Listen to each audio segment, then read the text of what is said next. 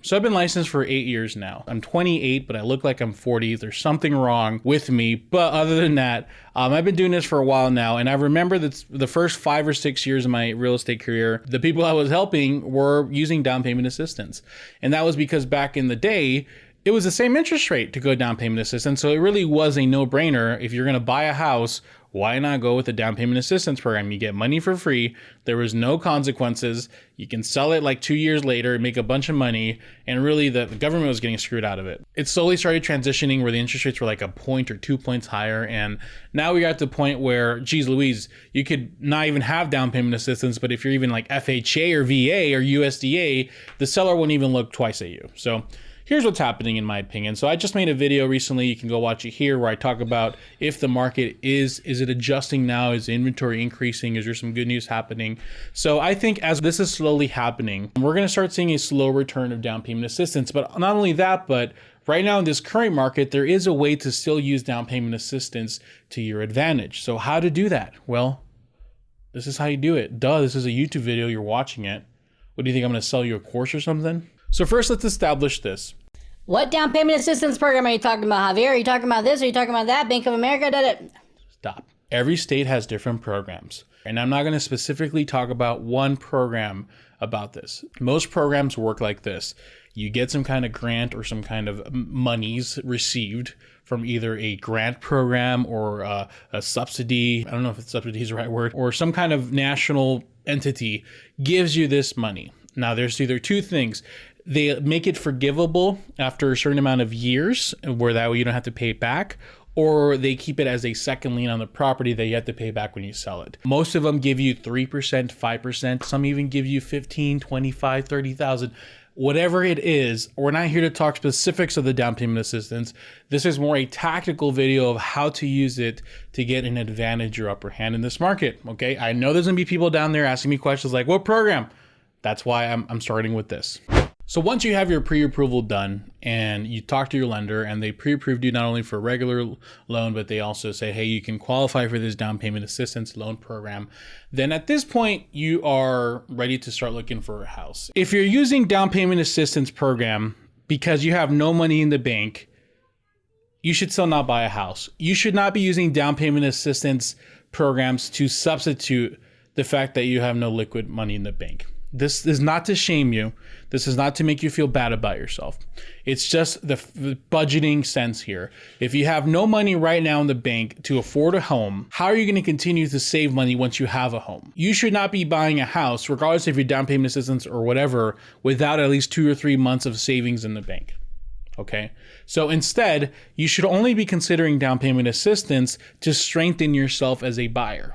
Got it? Maybe you have the down payment and the closing costs, but you know, right now the market's crazy. You might have to do an appraisal gap. Well, you don't have the extra 5 or 10,000 to do an appraisal gap, so you use the program to pay your down payment. So then you free up the extra 5 or 10,000 if you need it. Now, the beautiful thing about this is that you might not even need it. A lot of people do an appraisal gap and it ends up appraising just fine. Now, don't depend on this happening, but there is a chance you might not even have to use it. However, you're allowing yourself the possibility of having that money free. If you're watching this video saying, I have no money in the bank right now, Javier, I only have $1,000 or $2,000 in the bank, and I need this down payment assistance to give me what I need to buy a house, you should stop watching or continue to watch and learn, because that's not what the purpose of it. We're using these programs to strengthen us, not to create us.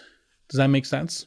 So here's the next step. You need to talk to your agent ahead of time with what is the idea to sell your offer. So here in Arizona, it doesn't specifically say on the pre-qualification if the loan is a down payment assistance program loan. It'll say if it's FHA conventional or portfolio loan or whatever, VA, USDA, whatever it's gonna be. So you need to come up with a strategy or a plan to talk about how you're going to approach the seller, and more specifically, what kind of homes are you going to look for. So where people shoot themselves in the foot right away is they immediately, look at their loan and they go, well, I'm going to go look at the best, prettiest home in the neighborhood that's been complete remodeled, that has a line of people waiting outside. I'm going to do it. Why? Conventional and cash offers are going to kill you in those offers. You don't want to go look at those houses, okay? What you want to do is you want to start looking at the ones that are not going to make a big deal of what kind of loan type you are, right? So put yourself in the mindset of like maybe an FHA buyer or a VA buyer in this current market. And maybe you are FHA and down payment assistance, but hopefully you can go conventional and get down payment assistance, because when you are able to find these properties and you find these houses and you make an offer, on the pre-qualification, all it would say is that you're a conventional buyer. And the reason why you want to talk about the marketing plan with your agent is you want to know what your agent's saying. So for example, I've gotten down payment assistance program loans accepted by looking at the right houses, but also when I make the call or they call me to talk about the offer, they go, so tell me about what's the loan look like? Well, if they even ask that, most of the times they don't even ask that. So what's your loan look like? Well, we're pretty highly qualified. Everything works out. This lender can close deals within 35 days. It's going to be super solid. And if they keep poking and prodding about where is the down payment going to come from, yada, yada, how much savings they have, you could eventually say, you know what, they are using a program. But the reason why they're using it is because they want to make your offer more competitive. So they're doing that in benefit to your seller because they want to have the ability to do that.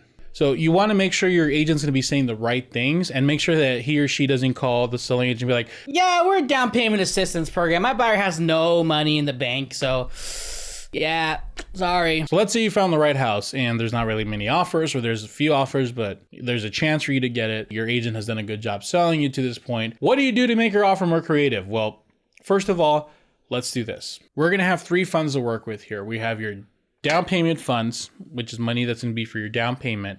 We have your closing cost funds, right?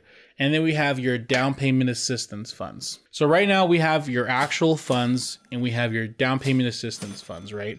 And then we have 3 buckets to fill up. We have your down payment, we have your closing costs, and we have some kind of appraisal gap. Because now that we have this down payment assistance, we have the ability to do that, to do what other buyers are doing. Now, if you don't need to do the appraisal gap, then skip that 3rd bucket. But most people, at least for the next 6 months to a year, will probably have to do it. So right now, my hope is that you can use your current savings to fill in the down payment and closing costs if needed.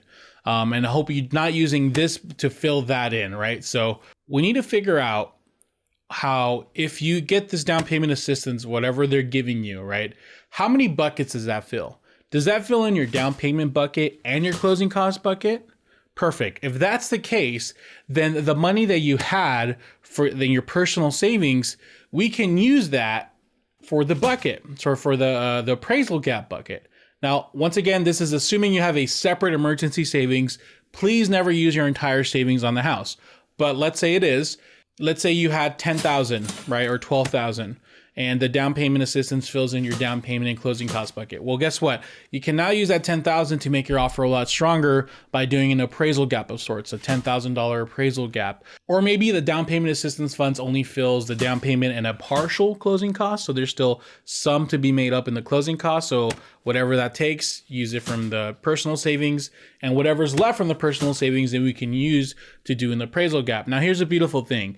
If the appraisal ends up coming in fine and you don't have to do a gap of some sorts, then we can rearrange everything so we don't even have to use the down payment assistance program, and we can switch over to a normal loan and we can just do that, right? That's the perfect part of it. But we're using the down payment assistance.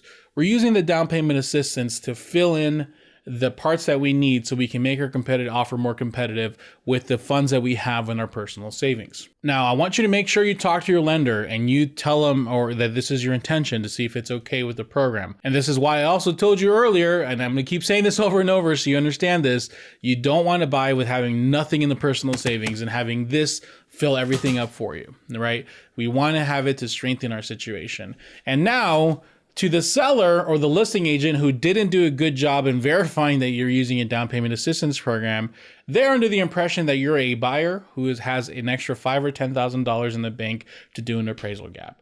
They don't know that you're using a down payment assistance program to help fund the situation and to put you in a better spot for the negotiations. All you have to do is show that you're pre-approved and what your loan type is, and if the lender's verified things. There's very rarely where you have to disclose that the down payment assistance program. And even if the seller makes a big deal about it, it's as good as cash. There's just a little more qualifications, right, that are needed, But if you have them already pre-qualified, then what is a concern unless they're being discriminatory? I once had to call sorry, I said that wrong, but I once called somebody out. I'm like, why are you looking at us like, because we're down payment assistance, are we not worthy to make an offer on your house? We're the strongest offer right now. Why not us, right? So that's the kind of attitude, exactly like Phoenix Suns. Why not us, right? Hopefully we end up winning the finals, or this video is going to age terribly. I know it's not being unethical, right? The listing agent is an obligation. If they really are concerned about not showing down payment assistance buyers, they need to verify, they need to do the proper research to verify where the assets are coming from. And if they don't end up doing it, well, there's nothing wrong. It's not illegal to make an offer with down payment assistance, okay? So just make sure you ask for the right close of escrow. Your agent should know what you're doing, hopefully. Make sure you're asking for the right things, and maybe they need something extra because it's extra time or whatever. So just make sure you're doing that right. Now, other than the crazy markets that are just absolutely insane that you can't even compete with, if you follow the steps in this video, you can use down payment assistance as a way to strengthen you as a buyer and put you in a good spot to maybe beat out other offers. So hope this video ended up helping you. If you're looking for an agent referral, please click the link below. We have a great agent referral program here. Other than that, I'd love to know any maybe creative ways you guys use down payment assistance in to buy a house recently, because I know there's a lot of people that are still doing it. So we'll love to know. Thank you so much for your time. Hope this video helped. Have a good day.